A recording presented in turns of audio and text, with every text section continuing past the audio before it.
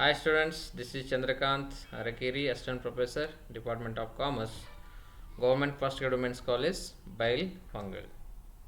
So dear students, already you have seen two sessions of retail management, that is first unit introduction to retail business.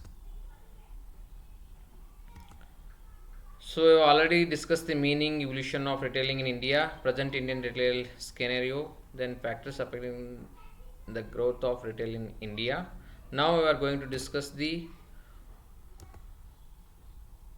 functions of retailing. So what are the functions of retailing ಅನ್ನೋದನ್ನ ಈ slide ನಲ್ಲಿ ನಾವು ಕಲಿತೀವಿ. ನಂತರ types of retailing. So in this session we are learning the functions of retailing as well as types of retailing. Then in types of retailing we are learning the based on ownership.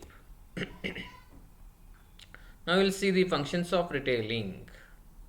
ಕಿರುಕುಳದ ಕಾರ್ಯಗಳು ಯಾವ್ಯಾವಪ್ಪ ಅನ್ನೋದನ್ನು ನಾವು ಇಲ್ಲಿ ಕಲಿಯೋಣ. First one is arranging assortments, ನಿರ್ವಹಣಾ ವಿಂಗಡಣೆಯ ವ್ಯವಸ್ಥೆ. So first function in retailing is to arrange the materials. ನಾವೆಲ್ಲ ಕಂಪ್ನಿ ಸೋಪ್ಗಳನ್ನ ಒಂದೇ ಡಬ್ಬಿ ಒಳಗೆ ಹಾಕಿಟ್ವಿ ಅಂತಂದ್ರೆ it is very difficult to trace out or bring which soap is required by the customer.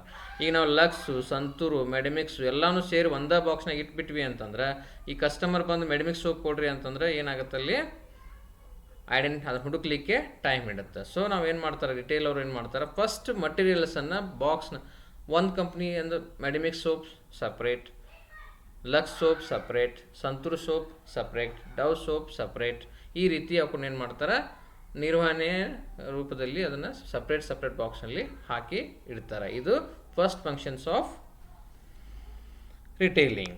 Next one breaking bulks, ಪ್ರಮಾಣವನ್ನು ಕಡಿಮೆ ಗಾತ್ರಗೊಳಿಸುವುದು.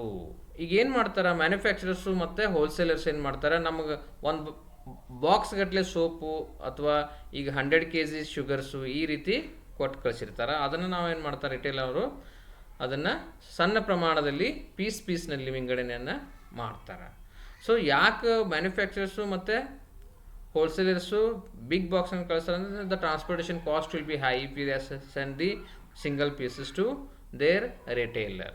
ಹಿಂಗೆ ಬಾಕ್ಸ್ ರೂಪದಲ್ಲಿ ಬಂದಿದ್ದನ್ನು ನಾವು ಬ್ರೇಕಿಂಗ್ ಮಾಡಿ ಅಂದರೆ ಸಣ್ಣ ರೂಪದಲ್ಲಿ 1, 2 ಈ ರೀತಿಯಲ್ಲಿ ಮಾಡೋದಕ್ಕೆ ನಾವೇನು ಹೇಳ್ತೀವಿ, ಬ್ರೇಕಿಂಗ್ ಬಲ್ಪ್ ಅಂತ ಹೇಳ್ತೀವಿ. ದಟ್ ಈಸ್ ಪ್ರಮಾಣವನ್ನು ಕಡಿಮೆ ಗಾತ್ರಗೊಳಿಸುವುದು. ನೆಕ್ಸ್ಟ್ ಹೋಲ್ಡಿಂಗ್ ಸ್ಟಾಕ್ಸ್, ದಾಸ್ತಾನುಗಳನ್ನು ಸಂಗ್ರಹಿಸುವ ಕಾರ್ಯ. ಸೊ ರಿಟೇಲಿಂಗ್ನಲ್ಲಿ ಏನು ಮಾಡ್ತಾರೆ, ದೇ ಹೋಲ್ಡ್ ದ ಸ್ಟಾಕ್ಸ್. ಯಾವ್ಯಾವ ಮಟೀರಿಯಲ್ ಬೇಕು ಅಂತ ಕಸ್ಟಮರ್ಸ್ಗೆ ಗೊತ್ತಾಗಿರುತ್ತೆ ರಿಟೇಲರ್ಗೆ. ಅವನೇನು ಮಾಡ್ತಾನೆ, he is holding the stocks. ಈಗ 30 ಬಾಕ್ಸ್ ಸೋಪ್ ಇರ್ಬೋದು ಅಥವಾ 10 ಬಾಕ್ಸ್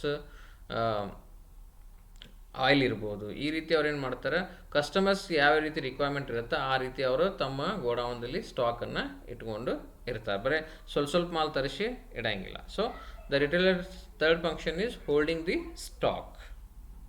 ದೆನ್ ಪ್ರಮೋಷನಲ್ ಸಪೋರ್ಟ್, ಪ್ರಚಾರದ ಬೆಂಬಲ. This is very very important. So this is one of the important function of the retailing. So you have to promote the products. ಯಾವ product ರಿಟೇಲ್ನಲ್ಲಿ ಇರ್ತೈತಿ ಅದನ್ನು ಅವನು ಮಾರಾಟ ಮಾಡಲಿಕ್ಕೆ ಅದರ ಅಡ್ವರ್ಟೈಸ್ಮೆಂಟ್, ಅದರ ಪ್ರಚಾರವನ್ನು ಎಲ್ಲ ಗ್ರಾಹಕರಿಗೆ ಮುಟ್ಟಿಸ್ಬೇಕಾಗತ್ತೆ. So this is also one of the function, giving the advertisement about the products to his customers. Next distribution support, ಸರಕುಗಳ ವಿತರಣೆಗೆ ಸಹಾಯ. So you may be aware that now home delivery system has come into the picture. ಏನು ಮಾಡ್ತಾರೆ, ಇಲ್ಲಿ ಅವರು ಸರಕುಗಳನ್ನು ಅವ್ರ ಮನೆಗೆ ಹೋಗಿ ಮುಟ್ಟಿಸುವ ಕಾರ್ಯಗಳನ್ನು ಮಾಡ್ತಾರೆ. ಅದಕ್ಕೆ ನಾವೇನು ಹೇಳ್ತೀವಿ, distribution support. Next distribution of goods, support ಮಾಡೋದಲ್ಲದೆ ಇಲ್ಲೇನು ಮಾಡ್ತಾರೆ, ಅವ್ರ ಮನೆಗೇ ಹೋಗಿ ಮಟೀರಿಯಲನ್ನು ಮುಟ್ಟಿಸಿ ಬರ್ತಾರೆ. ಅದಕ್ಕೆ ನಾವೇನು ಹೇಳ್ತೀವಿ, ಡಿಸ್ಟ್ರಿಬ್ಯೂಷನ್ ಆಫ್ ಗೂಡ್ಸ್, ಸರಕುಗಳ ವಿತರಣೆಯನ್ನು ಮಾಡೋ ಫಂಕ್ಷನನ್ನು ಈ ರಿಟೇಲ್ನಲ್ಲಿ ಇರುತ್ತೆ. ನೆಕ್ಸ್ಟ್ ವೆರೈಟಿ ಆಫ್ ಗೂಡ್ಸ್, ವಿಧವಾದ ಸರಕುಗಳನ್ನು ನೀವು ನಿಮ್ಮ ಮನೆ ಬಾಜು ಕಿರಾಣಿ ಅಂಗಡಿ ಇತ್ತು ಅಂತಂದ್ರೆ ನೀವು ಒಂದೇ ಪ್ರಾಡಕ್ಟ್ ಇರೋಂಗಿಲ್ಲ, ಅಲ್ಲಿ ಸಾಕಷ್ಟು variety of products they are keeping in their shop. So ವಿಧವಾದ ಸರಕುಗಳನ್ನು ಅವ್ರು ತಗೊಂಡು ತಮ್ಮ ಅಂಗಡಿಯಲ್ಲಿ ಇಡ್ತಾರೆ. ನಿಮ್ಗೆ ಯಾವ ವಸ್ತು ಬೇಕಾಗಿರುತ್ತೆ ನೀವು ಅಂಗಡಿಗೆ ಹೋಗಿ ವಿಸಿಟ್ ಮಾಡಿ ಆ ವಸ್ತುವನ್ನು ತೆಗೆದುಕೊಂಡು ಬರ್ಬೋದು. Next introduction of new goods, ಹೊಸ ವಸ್ತುಗಳು ಮಾರುಕಟ್ಟೆಗೆ ಪರಿಚಯ. ಏನಾದರೂ ಹೊಸ ವಸ್ತು ಬಂತು ಅಂತಂದ್ರೆ ಏನು ಮಾಡ್ತಾರೆ ಹೋಲ್ಸೇಲರ್ಸ್ ಅಥವಾ ಮ್ಯಾನುಫ್ಯಾಕ್ಚರರ್ಸು, ಆ ವಸ್ತುವಿನ ಅಡ್ವರ್ಟೈಸ್ಮೆಂಟ್ ಅಂದರೆ ಪ್ಯಾಂಪ್ಲೆಟ್ಸ್ ಇರ್ಬೋದು, ಏನಾದರೂ ಇರ್ಬೋದು, ಅವ್ರನ್ನ ಏನು ಮಾಡ್ತಾರೆ, ನಿಮ್ಮ ಊರಲ್ಲಿ ಕಿರಾಣಿ ಅಂಗಡಿ ಇತ್ತು ಅಂತಂದ್ರೆ ಅಲ್ಲಿ ಆ ಸ್ಟಿಕರ್ನ ಹಚ್ಚಿ ಬಂದಿರ್ತಾರೆ. ಅವಾಗ ಏನು ಮಾಡ್ತಾನೆ ಅವ ರಿಟೇಲರ್ ಏನು ಮಾಡ್ತಾನೆ, ಹೊಸ ಪ್ರಾಡಕ್ಟ್ಸ್ ಏನಾದರೂ ಬಂದಿದ್ದು ಅಂತಂದ್ರೆ he introducing that products to the customers. He will show the pamphlets of that products. So introduction of new goods, ಹೊಸ ವಸ್ತುಗಳ ಮಾರುಕಟ್ಟೆ ಪರಿಚಯಕ್ಕೆ ರಿಟೇಲರ್ ತನ್ನದೇ ಆದಂತಹ ಒಂದು ಮಹತ್ವವಾದಂಥ ಕೊಡುಗೆಯನ್ನು ನೀಡ್ತಾನೆ. ನೆಕ್ಸ್ಟ್ ಗೈಡೆನ್ಸ್ ಟು ಹೋಲ್ಸೇಲರ್, ಸಗಟು ವ್ಯಾಪಾರಸ್ಥರಿಗೆ ಮಾರ್ಗದರ್ಶನ. So the ultimate consumers every day they are meeting to the retailers. So the retailer is a link between the customer and wholesalers. ಏನಾದರೂ ಕುಂದುಕೊರತೆಗಳಿದ್ದು ಕಸ್ಟಮರ್ಸ್ದು ಅಂತಂದ್ರೆ, ಅಥವಾ ಹೊಸ ವಸ್ತುಗಳು ಏನಾದರೂ ಬೇಕಾಗಿತ್ತು, ಅಥವಾ the product has to get improvement ಅನ್ನೋದು ಬೇಕಾಗಿತ್ತು ಅಂತಂದ್ರೆ ಅವಾಗ ಏನು ಮಾಡ್ತಾರೆ, ಕಿರುಕುಳ ವ್ಯಾಪಾರಸ್ಥನ ಸಗಟು ವ್ಯಾಪಾರಿಗೆ ಮಾರ್ಗದರ್ಶನ ಮಾಡ್ತಾನೆ. Taking the feedback from the customers, he pass on that feedback to the wholesaler. Next credit facility, ಉದ್ದರಿ ಸೌಲಭ್ಯ.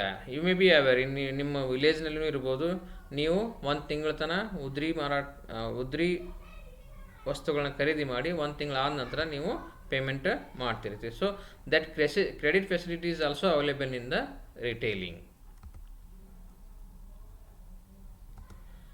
ನೆಕ್ಸ್ಟ್ ಪ್ರೆಸ್ ಫುಡ್ ಸಪ್ಲೈ, ತಾಜಾ ಸರಕುಗಳ ರವಾನೆ. So this is also one of the function of the retail. Fresh food supply, ಈಗ vegetables ಇರ್ಬೋದು, ವೆಜಿಟೇಬಲ್ಸನ್ನು ಏನು ಮಾಡ್ತಾರೆ, ಅವತ್ತಿಂದ ಖರೀದಿ ಮಾಡಿ ತಂದು ನಿಮಗೆ ಮಾರಾಟ ಮಾಡ್ತಿರ್ತಾರೆ. ಸೊ ಅದನ್ನು ಇದು ಒಂದು function. Selling in small quantity, ಕಡಿಮೆ ಗಾತ್ರದಲ್ಲಿ ಮಾರಾಟ. ಸೊ ಬ್ರೇಕಿಂಗ್ ಬಲ್ಕ್ ಅಂತ ನಾವು ಫಸ್ಟ್ ಫಂಕ್ಷನ್ಸ್ ನೋಡಿದ್ವಲ್ಲ, ಸೆಕೆಂಡ್ ಫಂಕ್ಷನ್ನ. ಸೊ ಸೇಮ್ ವೇ ಇಲ್ಲೇನು ಮಾಡ್ತಾರೆ, ಕಡಿಮೆ ಗಾತ್ರದಲ್ಲಿ ವಸ್ತುಗಳನ್ನು ಕಸ್ಟಮರ್ಗೆ ಸೇಲ್ ಮಾಡ್ತಾರೆ. 1 kg, 2 kg, 3 kg, ಪಾವು ಕಿಲೋ. ಸೊ ನಿಮ್ಗೆ ಎಷ್ಟು ಬೇಕು, ಕಸ್ಟಮರ್ಗೆ ಎಷ್ಟು ಬೇಕು ಅಷ್ಟು ಗಾತ್ರದಲ್ಲಿ ಮಾತ್ರ ಈ ರಿಟೇಲ್ನಲ್ಲಿ ಮಾರಾಟ ಮಾಡ್ತಾರೆ. ಅದೇ ನೀವು ಹೋಲ್ಸೇಲರ್ ಹೋದರೆ, ಇಲ್ಲ ರೀ ನಾವು ಸಣ್ಣ ಪ್ರಮಾಣದಲ್ಲಿ ಮಾರಾಟ ಮಾಡಲ್ಲ, ನಾವು ದೊಡ್ಡ ಪ್ರಮಾಣದಲ್ಲಿ ಮಾರಾಟ ಮಾಡ್ತೀವಿ ಅಂತ ಹೇಳ್ತಾರೆ wholesalers. But retailer will not tell like that. If you required 100 grams also he can sell to you. Then delivery services, ಬಟವಾಡೆ ಸೇವೆಗಳು. So he is delivering the services also. ಏನು ಮಾಡ್ತಾರೆ ಇವರು, ನಿಮಗೆ ಮನೆಗೆ ತಂದು ವಸ್ತುಗಳನ್ನು ಕೊಟ್ಟು ಆ ಸರ್ವಿಸನ್ನು ಇವರು ಕೊಡ್ತಾರೆ. ದೆನ್ ಗೈಡೆನ್ಸ್ ಟು ಕನ್ಸ್ಯೂಮರ್, ಗ್ರಾಹಕರಿಗೆ ಸಲಹೆಗಳನ್ನು ನೀಡ್ತಾರೆ. So retailer is guiding to the people. ಈ any new product or any product is there, how to use that product ಅನ್ನೋದನ್ನು ಸಹಿತ ಕಸ್ಟಮರ್ಗೆ ಗೈಡೆನ್ಸ್ ಕೊಡ್ತಾರೆ. These are all functions of retailing.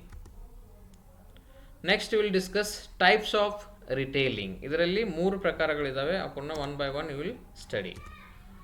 First one store based retailing, ನಂತರ non store based retailing, ನಂತರ service retailing.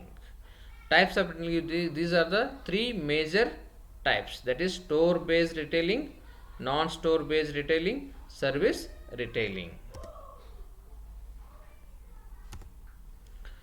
ಮಳಿಗೆ ಆಧಾರಿತ ಕಿರುಕುಳ ವ್ಯಾಪಾರ, ಸ್ಟೋರ್ ಬೇಸ್ಡ್ ರಿಟೇಲಿಂಗ್. ಇದರಲ್ಲಿ ಭಾಳಷ್ಟು ವೆರೈಟಿ ಬರ್ತವೆ, ಅದನ್ನು ಒನ್ ಬೈ ಒನ್ ನಾವು ಈಗ ಸ್ಟಡಿ ಮಾಡೋಣ. ಬೇಸ್ಡ್ ಆನ್ ಓನರ್ಶಿಪ್, ಸ್ವಂತಿಕೆ ಆಧಾರದ ಕಿರುಕುಳ ವ್ಯಾಪಾರ. ಹಿಂಗಂದ್ರೆ ಏನಪ್ಪ, ದೆನ್ ಇಂಡಿಪೆಂಡೆಂಟ್ ರಿಟೇಲರ್, ಇದರೊಳಗಿನ ಸ್ವಂತಿಕೆ ಆಧಾರದ ಕಿರುಕುಳ ವ್ಯಾಪಾರನಲ್ಲಿ ಇದರಲ್ಲಿ ಒಂದು ಟೈಪು ಇಂಡಿಪೆಂಡೆಂಟ್ ರಿಟೇಲರ್, ಸ್ವತಂತ್ರ ವ್ಯಾಪಾರಿ, ಏಕಸ್ವಾಮ್ಯ ವ್ಯಾಪಾರ, ಸ್ವಂತಿಕೆಯಿಂದ ವ್ಯಾಪಾರ ವಹಿವಾಟು ಮಾಡುತ್ತಾನೆ. ಈಗ ಫಾರ್ ಎಕ್ಸಾಂಪಲ್ ನಿಮ್ಮ ಊರಿನಲ್ಲಿರುವಂತಹ ಕಿರಾಣಿ ಅಂಗಡಿ is belongs to only one owner. ಅವ ತನ್ನದೇ ಒಬ್ಬ ಸಿಂಗಲ್ ಓನರ್ ಇರ್ತಾನೆ, ಅಂಥವ್ರಿಗೆ ನಾವೇನು ಹೇಳ್ತೀವಿ, ಇಂಡಿಪೆಂಡೆಂಟ್ ರಿಟೇಲರ್ ಅಂತ ಹೇಳ್ತೀವಿ. So an independent retailer is one who owns and operates one retail outlet. Such an outlet is managed by the owner and proprietor and a few other local hands or family members working as assistants in the shop. So ಒಬ್ಬನೇ owner ಇರ್ತಾನೆ, ಅವನ family members ಏನಾದರೂ ಇದ್ರು ಅಂತಂದ್ರೆ they also helping to him to sell the products. ಅದಕ್ಕೆ ನಾವೇನು ಹೇಳ್ತೀವಿ, independent retailer ಅಂತ ಹೇಳ್ತೀವಿ. It is based on ownership. ಮಳಿಗೆ ಆಧಾರಿತ ಕಿರುಕುಳ ವ್ಯಾಪಾರದಲ್ಲಿ first one based on ownership, ಅದರೊಳಗೆ independent retailer. Next, retail franchising.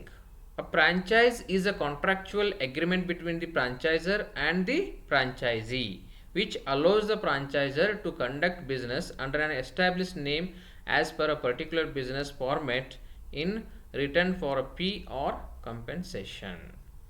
So, franchise ಇಲ್ಲೇನಿರುತ್ತೆ, ಇಬ್ಬರು ವ್ಯಕ್ತಿಗಳು ಬರ್ತಾರೆ, ಒಬ್ಬರು ಫ್ರಾಂಚೈಸರು ಮತ್ತು ಒಬ್ಬರು ಫ್ರಾಂಚೈಸಿ. ಫ್ರಾಂಚೈಸರ್ ಅಂತಂದರೆ he giving the permission to franchisee to do the business. For example Bata. So Bata ಕಂಪ್ನಿಯವ್ರು ಏನು ಮಾಡ್ತಾ ಇದ್ದಾರೆ, ಯಾರು ಅವ್ರ ಬ್ರ್ಯಾಂಡನ್ನು ಯಾರು ಸೇಲ್ ಮಾಡ್ತೀನಿ ಅಂತಾರೆ ಅವರು ಫ್ರಾಂಚೈಸಿಂಗ್ ರೂಪದಲ್ಲಿ ಅವರಿಗೆ ಪರ್ಮಿಷನನ್ನು ಕೊಟ್ಟಿರ್ತಾರೆ. ಅದಕ್ಕೆ ನಾವು ಫ್ರಾಂಚೈಸಿ ಅಂತ ಹೇಳ್ತೀವಿ. ಇದು 2 ಮಾರ್ಕ್ಸಿಗೆ ಭಾಳ ಕ್ವಶನ್ ಪೇಪರ್ನಲ್ಲಿ ಬಂದಂತಹ ಕ್ವಶನ್, ವೆರಿ ವೆರಿ ಇಂಪಾರ್ಟೆಂಟ್. ಗುತ್ತಿಗೆ ಕೊಡುವವನ ಹಾಗೂ ಪಡೆಯುವವನ ನಡುವೆ ವ್ಯಾಪಾರ ಒಪ್ಪಂದಕ್ಕೆ ಗುತ್ತಿಗೆ ವ್ಯಾಪಾರ ಎನ್ನುತ್ತಾರೆ. ಇದು ಕನ್ನಡದಲ್ಲಿ ಸಿಂಪಲ್ ಮೀನಿಂಗ್. ಗುತ್ತಿಗೆ ಕೊಡುವ ಒಬ್ಬ ಇರ್ತಾನೆ ಮತ್ತು ಪಡೆಯುವ ಒಬ್ಬ ಇರ್ತಾನೆ. ಅವರಿಬ್ಬರ ನಡುವೆ ಆಗುವಂತಹ ಒಪ್ಪಂದಕ್ಕೆ ನಾವೇನು ಹೇಳ್ತೀವಿ, ಗುತ್ತಿಗೆ ವ್ಯಾಪಾರ ಅಂತ ಹೇಳ್ತೀವಿ.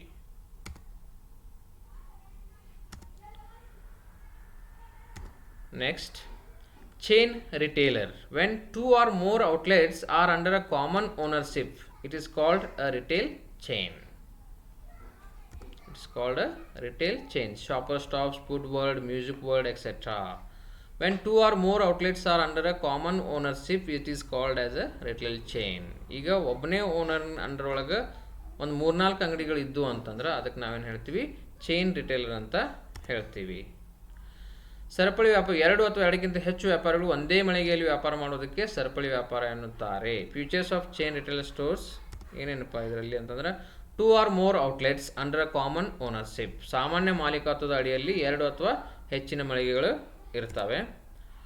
ನಂತರ ಸಿಮಿಲಾರಿಟಿ ಇನ್ ಮರ್ಕಂಡೈಸ್, ವ್ಯಾಪಾರೀಕರಣದಲ್ಲಿ ಹೋಲಿಕೆ. ಈಗ ಪತ್ತಾರ್ ಅಂಗಡಿ, ಜ್ಯುವೆಲರ್ಸ್ ಅಂಗಡಿ ಇರ್ಬೋದು. ಜ್ಯುವೆಲರ್ಸ್ ಅಂಗಡಿನ ಒಬ್ಬನೇ ಓನರ್ಶಿಪ್ನೊಳಗೆ 3-4 ಕಡೆ ಪ್ಲೇಸಸ್ ಒಳಗೆ ಇರ್ಬೋದು. ದೆನ್ ಗುಡ್ ಬಾರ್ಗೇನಿಂಗ್ ಪವರ್, ಉತ್ತಮ ಚೌಕಾಸಿ ಶಕ್ತಿ. So bargaining power will be more because ಈ having a 3 shops in one area itself. So while buying the material from wholesaler, he can bargain with a good rates. Cost effective advertising and promotions, ವೆಚ್ಚ ಪರಿಣಾಮಕಾರಿ ಜಾಹೀರಾತು ಮತ್ತು ಪ್ರಚಾರ. So 3-4 ಅಂಗಡಿ ಒಂದೇ owner ಇರೋದ್ರಿಂದ ಇಲ್ಲೇನಾಗುತ್ತೆ, he can advertise effectively to the people. Cost ಸ್ವಲ್ಪ ಅಡ್ವರ್ಟೈಸ್ಮೆಂಟಿದ್ದು ಕಡಿಮೆನೂ ಆಗುತ್ತೆ. So these are the then loss of control on greater scale of operation, ಹೆಚ್ಚಿನ ಪ್ರಮಾಣದ ಕಾರ್ಯಾಚರಣೆಯಲ್ಲಿ ನಿಯಂತ್ರಣದ ನಷ್ಟ. ಸೊ 2-3 ಅಂಗಡಿ ಇದ್ದು ಅಂದರೆ ಒಂದು ಅಂಗಡಿ ಏನಾದರೂ ಲಾಸ್ ಆಗಿತ್ತು ಅಂತಂದ್ರೂ ದೇ ಕ್ಯಾನ್ ಮ್ಯಾನೇಜ್ ಈಸಿಲಿ.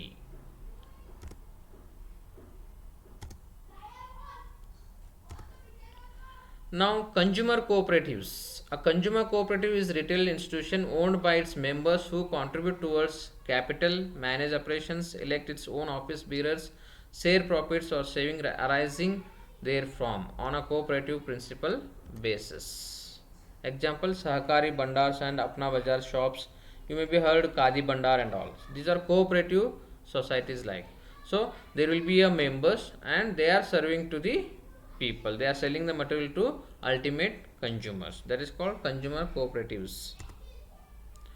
ಗ್ರಾಹಕರ ಸಹಕಾರಿ ಮಳಿಗೆ, ಗ್ರಾಹಕರ ಸಹಕಾರವು ತನ್ನದೇ ಆದ ಸದಸ್ಯರ ಒಡೆತನದ ಚಿಲ್ಲರೆ ಸಂಸ್ಥೆಯಾಗಿದೆ. ಅಲ್ಲಿ ಏನಾಗುತ್ತೆ, ಸದಸ್ಯರು ಇರ್ತಾರೆ 4 ಮಂದಿ 5 ಮಂದಿ. ಇಲ್ಲಿ ಎಲ್ಲ ಸದಸ್ಯರು ಬಂಡವಾಳವನ್ನು ಹೂಡಿ ಕಾರ್ಯಾಚರಣೆಗಳನ್ನು ನಿರ್ವಹಿಸಿ ತನ್ನದೇ ಆದ ಪದಾಧಿಕಾರಿಗಳನ್ನು ಆಯ್ಕೆ ಮಾಡಿ ಉಳಿತಾಯದಿಂದ ಬಂದ ಲಾಭವನ್ನು ಹಂಚಿಕೊಳ್ಳುತ್ತದೆ. ಉದಾಹರಣೆಗೆ ನ್ಯಾಯಬೆಲೆ ಅಂಗಡಿ, ಸರಕುಗಳ ಆಧಾರಿತ ಮಳಿಗೆಗಳು. Next, leased departments. These are also termed as a shop in shops when a section of a department in a retail store is leased, rented to an outside party. It is termed as a leased department. For example, ಈಗ medical shops ನೀವು ನೋಡಿರ್ಬೋದು. Medically pharmacy ಯಾರು complete ಮಾಡಿರ್ತಾರೆ ಅವರು ಅಂಗಡಿ ಹಾಕೋಕ್ಕಾಗಲಿಲ್ಲ ಅಂತಂದ್ರೆ ಇನ್ನೊಬ್ಬರದ್ದು ಅಂಗಡಿನ lease ಮೇಲೆ ತೊಗೊಂಡು ಅದನ್ನು ಅವರು ಮೆಡಿಸಿನ್ಸನ್ನು ಮಾರಾಟ ಮಾಡ್ತಿರ್ತಾರೆ. ಅಂಥವ್ರಿಗೆ ನಾವು ಹೇಳ್ತೀವಿ ಲೀಸ್ ಡಿಪಾರ್ಟ್ಮೆಂಟ್ಸ್ ಅಂತ ಹೇಳ್ತೀವಿ. ಗುತ್ತಿಗೆ ಇಲಾಖೆಗಳು ಸಾಮಾನ್ಯವಾಗಿ ಚಿಲ್ಲರೆ ಅಂಗಡಿ, ಇಲಾಖಾ ಮಳಿಗೆಗಳು, ರಿಯಾಯಿತಿ ಅಂಗಡಿ ಅಥವಾ ವಿಶೇಷ ಅಂಗಡಿಯಾಗಿದ್ದು ಇದನ್ನು ಹೊರಗಿನ ವ್ಯಕ್ತಿಗೆ ಮಾಸಿಕ ಬಾಡಿಗೆ ಹೊರಗಿನ ವ್ಯಕ್ತಿಗಳಿಗೆ ನೀಡಲಾಗಿರುತ್ತದೆ. So they are collecting the monthly rent on that product. Based on merchandise, ಸರಕುಗಳ ಆಧಾರಿತ ಚಿಲ್ಲರೆ ವ್ಯಾಪಾರ. ಅಲ್ಲಿ ನಾವೇನು ಮಾಡಿದ್ವಿ, ಬೇಸ್ಡ್ ಆನ್ ಓನರ್ಶಿಪ್ ಮಾಡಿದ್ವಿ. ನೆಕ್ಸ್ಟ್ ಬೇಸ್ಡ್ ಆನ್ ಮರ್ಕಂಡೈಸ್, ಸರಕುಗಳ ಆಧಾರಿತ ಚಿಲ್ಲರೆ ವ್ಯಾಪಾರ. ಇದರಲ್ಲಿ ಯಾವ್ಯಾವ ಬರ್ತಾವು? First one, convenience stores. These are relatively small stores located near residential areas. They are open for long hours early in the morning till late night, 7 days a week, and offer limited line of convenience products like eggs, bread, milk, etc. Bakery items ಇರ್ಬೋದು, ಇವೆಲ್ಲ convenience stores. ನಿಮ್ಗೆ immediate ಏನಾದರೂ material ಬೇಕಾಗಿತ್ತು ಅಂತಂದ್ರೆ ನಿಮ್ಮ ಮನೆ ಹತ್ತಿರ ಇರುವಂತಹ ಸ್ಟೋರ್ಸ್ಗೆ ನಾವೇನು ಹೇಳ್ತೀವಿ, ಕನ್ವೀನಿಯನ್ಸ್ ಸ್ಟೋರ್ಸ್ ಅಂತ ಹೇಳ್ತೀವಿ. ಸೊ ಕನ್ನಡದಲ್ಲಿ ನಾವು ಇದಕ್ಕೆ ಏನು ಹೇಳ್ತೀವಿ, ಅನುಕೂಲಕರ ಮಳಿಗೆಗಳು ಅಂತ ಹೇಳ್ತೀವಿ. ನೆಕ್ಸ್ಟ್ ಬೇಸ್ಡ್ ಆನ್ ಮರ್ಕಂಡೈಸ್ನಲ್ಲೇ ಮತ್ತೆ supermarkets. These are large, low cost, low margin, high volume, self service operations designed to meet the needs for food, groceries and other non food items. You may be heard Grand Bazaar. ಬೈಲೊಂಗಲ್ಲಿರುವಂಥ Grand Bazaar ಆಗಿರ್ಬೋದು ಅಥವಾ ರೇಷ್ಮೆ ಬಜಾರ್ ಆಗಿರ್ಬೋದು.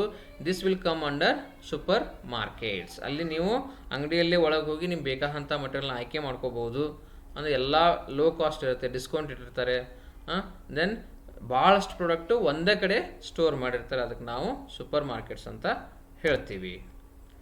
ಇಂಥ ಮಳಿಗೆಗಳು ಸಾಮಾನ್ಯವಾಗಿ ದೊಡ್ಡ ಮಾರುಕಟ್ಟೆಯಾಗಿದ್ದು ಇಲ್ಲಿ ಆಹಾರ ಹಾಗೂ ಆಹಾರರಹಿತ ದಿನಸುಗಳನ್ನು ಕಡಿಮೆ ವೆಚ್ಚದಲ್ಲಿ ಕಡಿಮೆ ಲಾಭಕ್ಕೆ ಅತಿ ಹೆಚ್ಚು ಮಾರಾಟ ಮಾಡಲ್ಪಡುತ್ತಿದ್ದು ಸ್ವಸಹಾಯಯುತ ನಿರ್ಮಿಸಲ್ಪಟ್ಟಿದ್ದು ಗ್ರಾಹಕರ ಆಹಾರ, ಗೃಹ ಬಳಕೆ, ನಿರ್ಮಾಣ ವಸ್ತುಗಳು, ಬಯಕೆಗಳು ತೃಪ್ತಿಗೊಳಿಸಬಹುದು. ಇದಕ್ಕೆ ನಾವೇನು ಹೇಳ್ತೀವಿ, ಸೂಪರ್ ಮಾರ್ಕೆಟ್ ಅಂತ ಹೇಳ್ತೀವಿ. So this is the example of super market. ನೀವು ಎಲ್ಲಾದರೂ ಬೆಂಗಳೂರಿಗೆ ಮಾಲ್ಗೆ ಅದು ಹೋಗಿದ್ದೀರಿ ಅಂತಂದ್ರೆ ಅಲ್ಲಿ ಇಂಥ ಸೂಪರ್ ಮಾರ್ಕೆಟ್ನ ನೀವು ನೋಡ್ಬೋದು.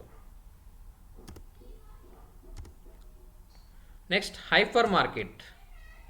ಹೈಪರ್ ಮಾರ್ಕೆಟ್ ಅಂತಂದರೆ the word hypermarket is derived from the French word hyper march, which is a combination of a market and a supermarket and a department store. A store area which occupies selling area between 5,000 square meter and 15,000 square meter and offers a variety of food and non-food products like clothes, jewelry, hardware, sports equipment, cycles, motors, accessories, etc. ಇದು super ಮಾರ್ಕೆಟ್ಗಿಂತ ದೊಡ್ಡ market. Super market ಅಂದರೆ ದೊಡ್ಡ ಮಾರ್ಕೆಟ್. ಇಲ್ಲಿ you can find variety of materials. ಅದಕ್ಕೆ ನಾವೇನು ಹೇಳ್ತೀವಿ, ಇವೆಲ್ಲ organised sectors. Hyper market, super market ಇವೆಲ್ಲ ಆರ್ಗನೈಸ್ಡ್ ಮಾರ್ಕೆಟ್ಸ್. ಸೊ ಸೂಪರ್ ಮಾರ್ಕೆಟ್ಗಿಂತ ದೊಡ್ಡದಿರೋದಕ್ಕೆ ನಾವೇನು ಹೇಳ್ತೀವಿ, ಅದಕ್ಕೆ ಹೈಪರ್ ಮಾರ್ಕೆಟ್ ಅಂತ ಹೇಳ್ತೀವಿ. ಸೊ ಇದು ಕನ್ನಡದಲ್ಲಿ meaning. So you can find hyper market. ನೋಡಿರಿ ಎಷ್ಟು ದೊಡ್ಡದಿದೆ ಮಾರ್ಕೆಟ್. ದೊಡ್ಡದು ಎಲ್ಲ ಸೈಕಲ್ ಸಿಗ್ತವೆ ಅಲ್ಲಿ, ನಿಮಗೆ ಜ್ಯುವೆಲರಿ ಒಂದೇ ಪ್ಲೇಸ್ನಾಗೆ ಇರ್ತೈತಿ. ಈ ರೀತಿ ಎಲ್ಲನೂ ಒಂದೇ ಕಡೆ ಇರೋದಕ್ಕೆ ನಾವೇನು ಹೇಳ್ತೀವಿ, ಅದಕ್ಕೆ ಹೈಪರ್ ಮಾರ್ಕೆಟ್ ಅಂತ ಹೇಳ್ತೀವಿ. ಸೊ ನಾವು we have discussed the functions of retailing, types of retailing based on ownership, then based on ಮರ್ಕಂಡೈಸನ್ನು ನಾವು ಡಿಸ್ಕಷನನ್ನು ಮಾಡಿದ್ದೀವಿ ಇನ್ ಸೆಷನ್ 3. ಇನ್ ಸೆಷನ್ 4ನಲ್ಲಿ ನಾವು ಟೈಪ್ಸ್ ಆಫ್ ರಿಟೇಲಿಂಗನ್ನು ಇನ್ನೂ ಕೆಲವೊಂದಿಷ್ಟು ಪ್ರಕಾರಗಳಿದ್ದಾವೆ, ಅದನ್ನು ನಾವು ಸೆಷನ್ಸ್ 4ನಲ್ಲಿ ಡಿಸ್ಕಷನನ್ನು ಮಾಡೋಣ. Thank you.